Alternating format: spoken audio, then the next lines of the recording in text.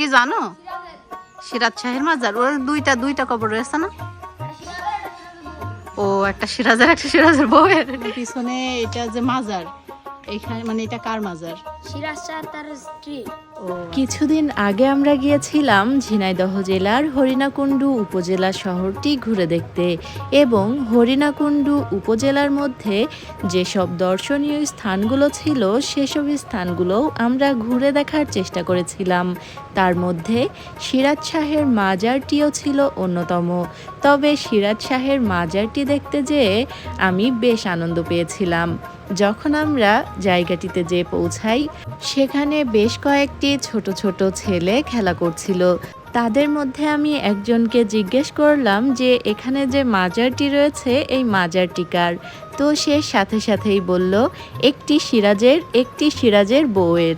কিন্তু যখনই আমি তার ভিডিও নিতে গেলাম তখনই সে বলে একটি কবর সিরাজ শাহের, অন্যটি তার স্ত্রীর।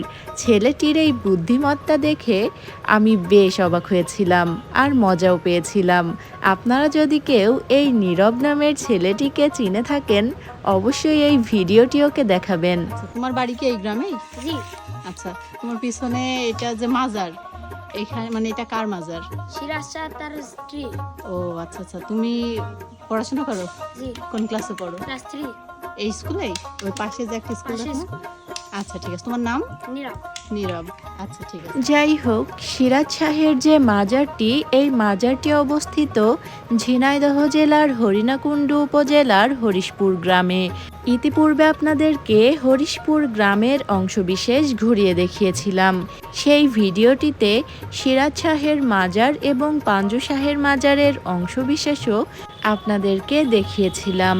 আজ আলাদাভাবে আবারও আপনাদেরকে সিরাজ শাহের মাজারটি দেখালাম।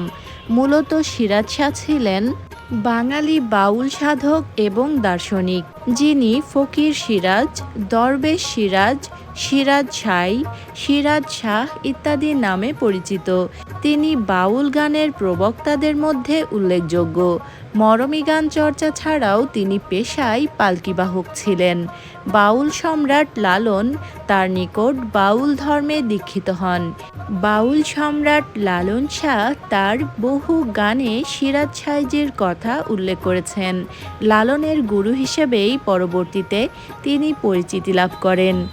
ঝিনাইদহ জেলার হরিণাকুণ্ডু উপজেলার হরিশপুর গ্রামে তার মাজার থাকলেও জনশ্রুতি রয়েছে কুষ্টিয়ার কুমারখালীর ছেউরিয়ায় দরবেশ সিরাজ সাই এবং লালন সাইজি একই ছাদের নিচে শায়িত।